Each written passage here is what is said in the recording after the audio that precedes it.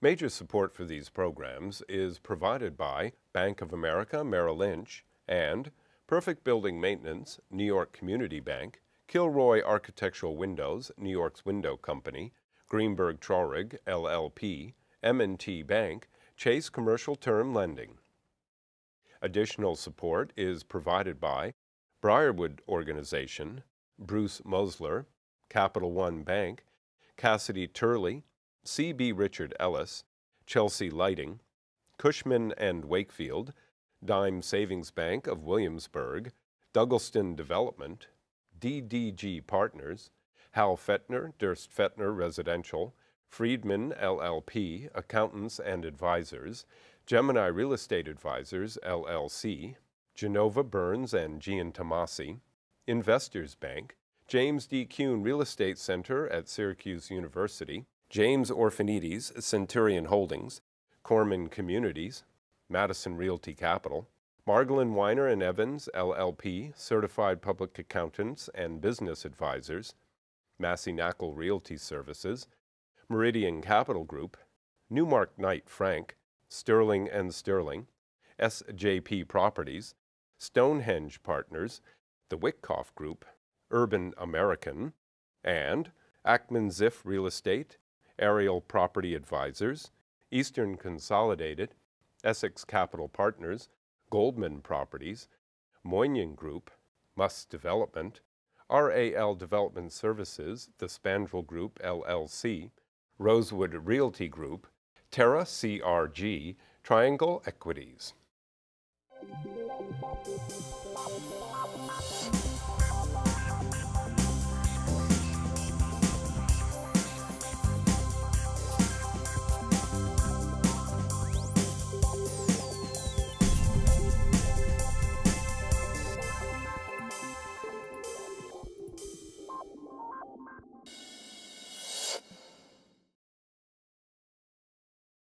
So everybody likes shopping, everybody likes going to the stores, and everybody loves New York City retail. So today I brought this diverse group of individuals to be here to talk about the state of the market in retail in New York City. My guests today include Joanne Podell, Executive Vice President at Cushman & Wakefield, Richard Wagman, Managing Director and Principal at Madison Capital, Hippolyta, from Hippolyta, one of the best jewelry designers in the country. And last but not least, Laura Pomerantz, the principal at PBS Realty. So to have a designer, I mean, how come I'm not wearing any jewelry?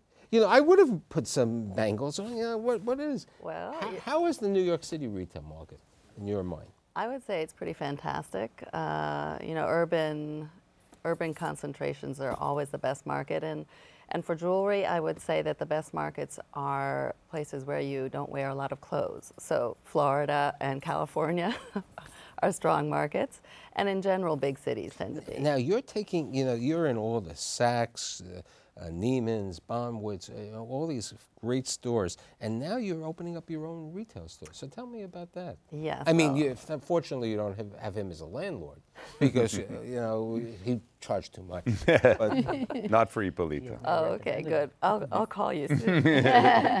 Well, it's been a very sort of long road to get here. I have, as you mentioned, a very big wholesale business, and I'm in sort of the best luxury spaces I can be, and it's taken me a long time to sort of feel comfortable with the idea of developing my own environment, and then I think that it's difficult when you're starting out to decide where you want to be, and because I'm in New York, of course, I felt that I wanted to be on Madison Avenue. 67th Street in Madison, you know, just a small, you know, it's a nondescript neighborhood. You know. Well, it was very hard to actually find the right place because you're looking for a space that you can manage, and it's very challenging because they're very expensive, and so, you know, and you don't really have experience in being a retailer, so it's challenging. You know, it's interesting. Let me ask the owner how he would look, not at you, but in general, about some new type of retailer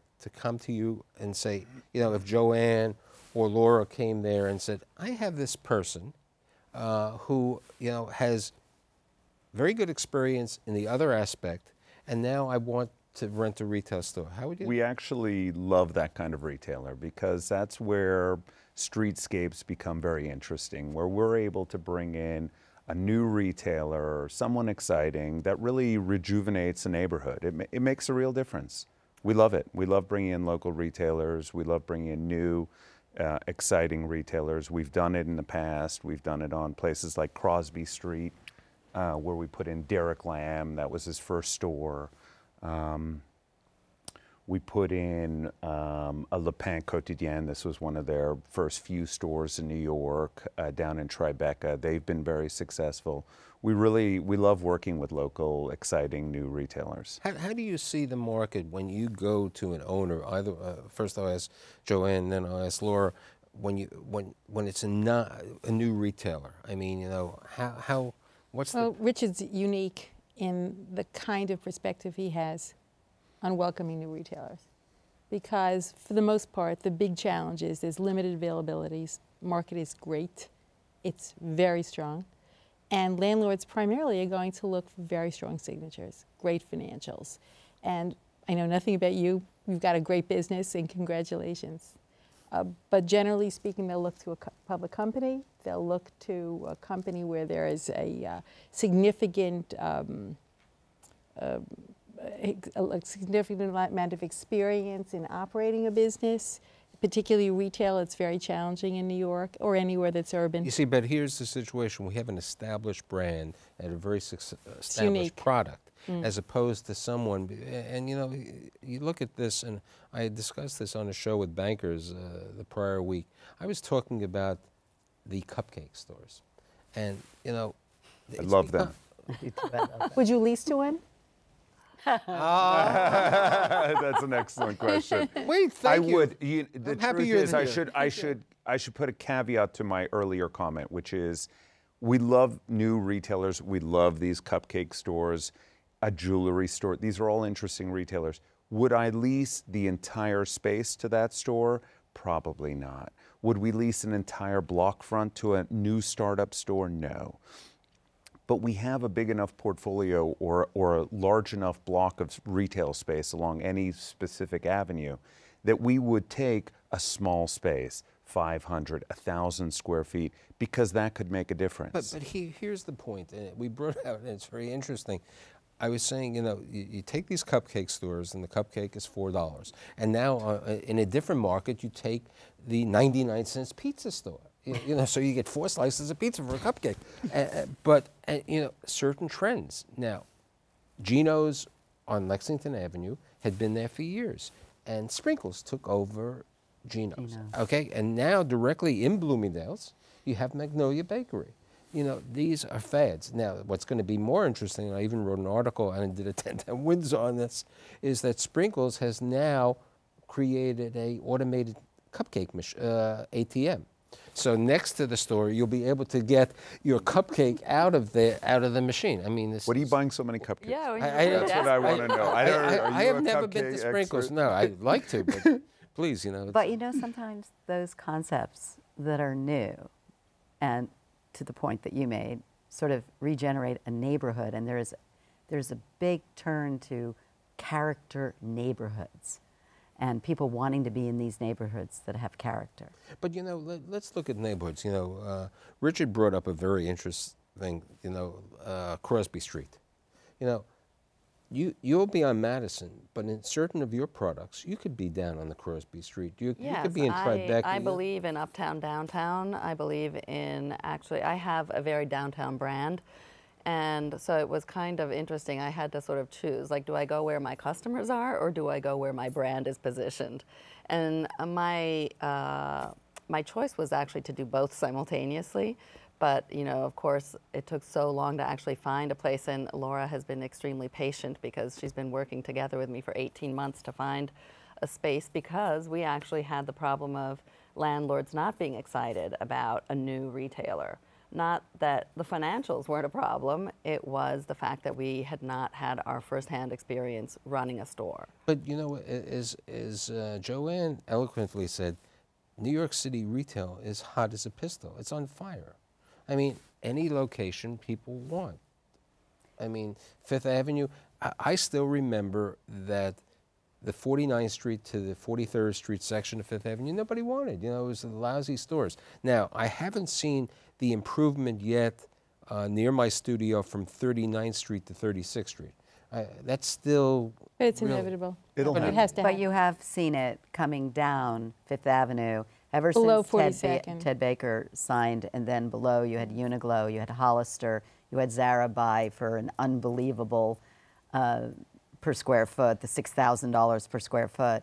You know, they bought their space No, and no condoed question. it, But but it's you- all pushing down. But another interesting motif about the retail market is I remember when I graduated college, you know, Wagman was way before he was born. Exactly Okay. right. Exactly. You know, 1850. You know, there was a building called the Top of the Sixes. They even had a restaurant over there. It was 666 Fifth Avenue, where now, and what happened is the entire frontage of the building was the entrance to the office building. Now, if you walk down Fifth Avenue, how many buildings have entrances on Fifth Avenue? Very few. Very few. Correct. You know, everything's true. been. Across Because the you have to city. maximize your square footage. I And did it's the- the most valuable square footage. And it's not just value, it's also, you have to understand, it makes Fifth Avenue that much more interesting having these retailers there versus Instead of having a- a mundane office lobby. But it's true across the board. I mean, every landlord takes a look at an entrance on an avenue or a cross street. Malkin's did it at 34th Street. We put in, they closed a portion of the lobby and created another retail space. And they did it, and we did it with DKNY 10 years ago. Yeah. When that was, Madison Avenue was the lobby for 655 Madison Avenue. That's right. And we took it out and expanded You know, DKNY because they needed a wider frontage. Let's look at Macklow when he bought the GM building. I mean, Oh, all of sure. the Madison Avenue over there. But you know, there's another situation. You know, I still remember when I was writing for the New York Sun, and the Time Warner Center opens up, and I wrote my opinion that I felt vertical retail really wouldn't do well in New York City. Now, with the exception of Trump Tower, with the exception of the Time Warner Columbus Circle, Center, yeah. has anything happened? Do you see vertical? I mean, because I noticed, you know, where Michael, you're absolutely right. on the corner of 49th Street, which was owned by MetLife, I think it's still Sterling Equities. You know, they moved everything over there, and it's a couple of floors, but it's really 2 or 3. You know what? I think that they just did a great job, and I think that's They what comes tenanted it down to. right. Yeah. Which you're talking Time Warner, Time Warner. absolutely. I think it's a great. And they had a critical Agreed. mass in That's terms it. of the amount of square footage that was available. They brought an anchor, brilliant anchor. They recognized that it was a combination of great foot traffic, transportation, office, tourist. I mean, you can't miss. But they Well, did why do you one think other he likes thing. his location across the street? I- They look- did one other thing. They realized that there was a neighborhood that was so underserved with retail, which Right. was the Upper West Side. The Upper West Side woman, if she had any affluence at all, she had to either go over to Madison Avenue shop or to Fifth Avenue shop. There was no brands. There was no real brand names other than value brands on the Upper West Side at that The point. Time Still Warner aren't. Center has Yeah. created an anchor to the entire Upper West Side. The Columbus Circle, what they have single-handedly transformed Columbus Circle and the Upper West Side And by creating Time Warner Center. And the really good thing about it is it did not cannibalize Madison Avenue or Fifth Avenue because it really was a need and a void. Frankly, it didn't cannibalize any of the markets Right. really in the Absolutely end, right? not. Because even people said, well, this is going to be 350,000 square feet added to the retail market. It had no impact on vacancy or on Very absorption. interesting other market, you know, it's truly not the Upper West Side, it's the West Side. If you go to Columbus Square, which, you know, was built by Shatreat and Gluck, over there, I mean, they took a section of a place from 96 to 100 They did a great that job. nobody They did a great really job. thought. And they also did the anchoring. The anchoring was Whole Foods, Foods. you know, Home Goods, Whole Foods, you know, Barnes and Nobles, and TJ others. Maxx. It's Michael, TJ you know Maxx. what? It's just about to happen on Bedford Avenue in Brooklyn. Whole Foods just signed a lease. You've got the landlords speaking to Container Store. We're looking at it for Joe Fresh. It's an incredible anchor to have Whole Foods because it brings people, and it brings quality people because of the quality of the product of Whole Foods. But you bring out an interesting thing. You know, I went to the website of Mr. Wagman, and I see he's basically Manhattan-centric. And you're not, but you know what? The hipsters, perhaps, maybe, could utilize your type of store in Williamsburg. I mean, Williamsburg has changed over here. Let's okay, but let's look at the market. I think it's a location. You know, Williamsburg has emerged because of the housing, and Bedford Avenue has emerged over there because it's a top-notch situation. But downtown Brooklyn today still is a different type. I mean, Fulton Street Mall is the Fulton Street Mall. Yeah. It's the national. Fulton Street Mall is fine. I do think I agree with Laura about this. We're very excited about Brooklyn. We're excited about the boroughs. It's one of the most understored That's right. places in the country. Yeah, in and terms the of- affluence, the demographics are totally. fantastic. That's exactly right. And so it's underserved again. Yeah. It's another Upper West Side. But would you go on Flatbush Avenue in Brooklyn, you know, near Junior's? My joke is, you know, No, I no. live there, and actually a lot of stores have opened up. So many restaurants, it's crazy. It's all going to change. That's the So beauty of these evolving markets. That whole area, I mean, now there's like this fancy store called Brooklyn Larder that, you know, no matter what you buy, you know, like kale, $18, you know, whatever it is, it's like crazy. And it's and so little jewelry stores and little clothing stores that are, right, you know, on Atlantic Avenue and other little markets, they've changed. I mean, but Brooklyn took many, many years. But Brooklyn's there. Now, Queens, you know, as Joanne just said before, you know, is underserved. And if you look at Coronado or Alexander's, what they did on, you know, putting up On the the second expressway? on the expressway, They did a where great they job. put in, you know, a Costco, where They did a great job. they did a great Yeah. job. Now, that's urban retail. Urban retail is fine. So in certain sections of Queens, fine. Now, what I just noticed that Equity One is building up in the Bronx. Now, they're going to the Bronx. They're going towards Riverdale, which is more of an affluent neighborhood over there. So, you know, how do you look at, and you're in Westchester and in Neiman's and other stores in Westchester, how does everybody look at the Westchester retail market? You know, when I was a retailer, which is a long time ago, the one store, I had 10 stores, furniture stores, and the one store that consistently did business, good economy and bad, was Central Avenue in Hartsdale. That is an affluent, solid community. It doesn't get very, very high in terms of what the retail is, in terms of who shops there, but it stays the same. I think that it's a very strong market and just a consistent market.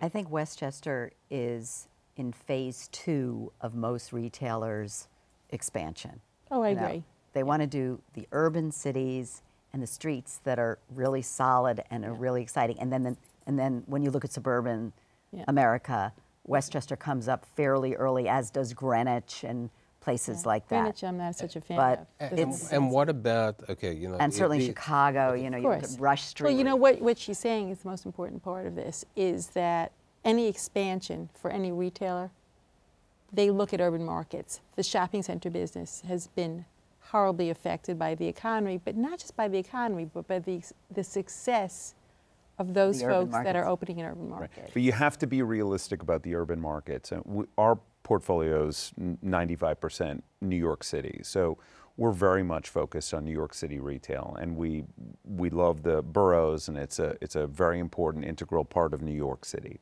So I won't see you out in Nassau or Suffolk County? You're not going to see me in Nassau and Suffolk County. Why not? I get it. It's a very dense market. These are strong markets. I have no problem with these markets. You know, it's. We, very simply put, supply and demand. We're in the business to find the right, perfect dynamic of supply and demand. And you pay the price when you buy that type of property, which you charge to the tenant to pay. That's right, the- but you have to market. be realistic. You have to be realistic about your pricing. Your entry point is very important and how you get into these markets. But as Joanne had just said, there are great markets around the country. New York is a great one. Chicago is strong. Boston is Francisco strong. is San strong. Francisco, Miami is LA. getting very But none of strong. them, and Very Miami is getting Leaving from strong, Miami none of after them this. compare to New York City. Well, what I Now, was what- about And to I say, don't let me mean just tell to you be this one so New thing. York City Okay. No, centric. but I have to tell you something, and I tell all my clients, and when we are developing this whole retail expansion for Joe Fresh, this came up. And I have to say to you that for every store a retailer opens in New York City, it will do 2 to 3 times more in sales volume than in any other place in the United States. So what do? You maximize your urban New York City expansion first, and then you move on. That's right. And it's a great billboard to the rest of the country as well. And the world. Yeah, and the world. That's exactly right. 50 million visitors. That's right, from around the world. 50.5, yeah. Now, what about, you may not know that section. There's something called the Americana Mall. Yes, Manhasset. In Manhasset. These are great markets. Which is a fantastic market. I mean, they happen to have London Jewelers over there, and I mean, they have great stores. Now, I think you have to look at the markets in different categories. I'm going to do a show next week on New Jersey, and I'm not that hot on the New Jersey retail market because I believe, they've allowed too much construction. There's too many locations, and some of the... They're overstored. They're overstored. And, if you look at 4 and 17, I mean, it's just... It's like a zoo, yeah. But now, how do you... I mean, in Manhattan or the urban city, you don't see it. How do you look at the outlet centers as a faction today in the business? It's a real faction. It's a very, very important faction to any retail expansion. And what we advise most of our clients, if they're really going nationally, is you need 1 outlet store for every 6 stores you open. If you're eliminating merchandise, especially if you're vertical also and you're manufacturing and you have excess piece goods and excess... so we know that you'll be out... There's one in my future. There's one in your future. That's great. For sure. No, it's interesting. There's a person came to see me who runs operations of bringing in very high net worth Chinese people. And they qualify that they have at least $10 million in liquid net worth. And they bring him here for 2 weeks. They pay for the trip. And some condo developers, provide this because they're marketing together. And they stop one thing, allowing them to go to the Woodbury Commons. Because they would never leave. They spent 2 hours at the Woodbury Commons. Oh, they've done... They've done fashion shows for this tourism. They've done fashion shows at Bergdorf's, and I think I read that Chanel had recently done a fashion show here in New York just for this group of tourists from China. Group, and it's literally, and they had a relationship with Harry Winston and Tiffany because they got a little cut of like a percentage sale on this, and they were this brochure. And I said, but he said, no more Woodbury Commons. No more Woodbury. But do you all hear what I did? I think it was in the paper that the chairs, along with Howard Hughes, are thinking about taking Seaport and doing off-price there. Yeah. And I think that's very interesting because my question, they should. It'll be great for that particular trading area because it's so challenged. But what's going to be interesting is there are so many restrictive covenants and so many deals. And how do you exactly handle that? right. I remember so it's very hard for them to open up. At Aria a couple of years ago, and there was one major fashion retailer who Aria and Blumenfeld Tanger wanted to open up in their second outlet, and they had a restriction because they were in the Americana Mall. A radius restriction. That's right. So you're going to come across that radius restriction. Now I agree with you. And the radius restrictions have been challenged a bit, but it's a question of how far. But I it's also value. I think you're really going to give up a Joanne's great location. idea, in Lower Manhattan, I mean, there's tourism anyway. If you had the Seaport as a outlet center, and I'll give you a very good example. I was in Atlantic City recently, which it's a pit. It's really worthless, and where they built the Revel is nowhere. That's very nice of you to say, by the way. I'm sorry. Hey, I'm. Do you have property there? No. So I go over there, and I'm riding it, and I see a Tanger Center in the heart of downtown Atlantic City. Yes. They took this and they made a outlet center. Now, unfortunately, there's not enough tourism over there, and the people who go gambling really are not going over there. Then I It looks went like a pretty nice center. It's right by the yes, bridge, very, right? very. But then I went into the Caesars shopping center, which was beautiful, where they have Tiffany's, they have the Apple store, and they also have 70% vacancy. Right. That's right. 70, there's no stores. I mean, when you have the $10... that was originally developed by Taubman, I think. Yes. Yeah. So in one experience, Vegas, obviously, the opportunity to do extraordinary business is there in retail. Absolutely. And it's been one of the most interesting markets, and even in the weak times, it's still good. Vegas, they converted. It's a live, work, and everything, and it's a true tourism location with the convention center. Live work doesn't drive the retail. The tourism does. Tourism. That's what drives. That's right. But that's where I still shop. Atlantic City does not have tourism. Right. They have people who go there for a specific purpose, maybe for a concert, the same way that I went, to see Liza Minnelli or something else. They're not running there, and it hasn't done that well. But I believe, with what Hippolyta is doing, at 67th and Madison, and that you can move to a variety of locations over there, and that there are some landlords, who are understanding. Now, I have to agree that, somebody was saying before that New York City is bank city. There's nothing wrong having good banks as your tenants. But it's not dynamic for retail, and it doesn't build a real energy. So is it dynamic for retail? How many more Dwayne Reeds can I have on the court? Well, no, but I'm not talking about Dwayne Reeds something interesting, I think. I represent TD Bank, and we've been working on their expansion. Richard and I just finished a deal together. I have to tell you, my perspective on banks, and I'll be specific, is they become community centers. They have the change for the kids. They bring them in. You're right, they're banks, and their primary purpose is the banking. But they do make it something a little bit more. The truth, it's part of the having a diverse streetscape, having banks and drugstores. On a Sunday, I passed the TD Bank on Canal Street. There were 300 people waiting online for the machine, for the little cookies, the bones, and for the safe deposit boxes. I'm not speaking specifically about TD Banks. I'm speaking specifically about the category. Mm-hmm. And a lot of the other banks don't generate that community involvement. The other it becomes like a fortress instead of an energetic. That's part of the New York City. That's part of the New York City urban market. Is you'll always have national tenants, whether they're banks or drugstores or coffee shops, Starbucks. Look at that. Look at how that's changed. We have 100. And you have new national retailers coming in. People like David's Tea coming in here. 30 minutes for this group is inappropriate. So I promise, because I really enjoyed this today. With the exception of having Richard. I'd like to thank Joanne Podell, Richard Wagman, Hippolyta, and Laura Pomerantz. See you next week.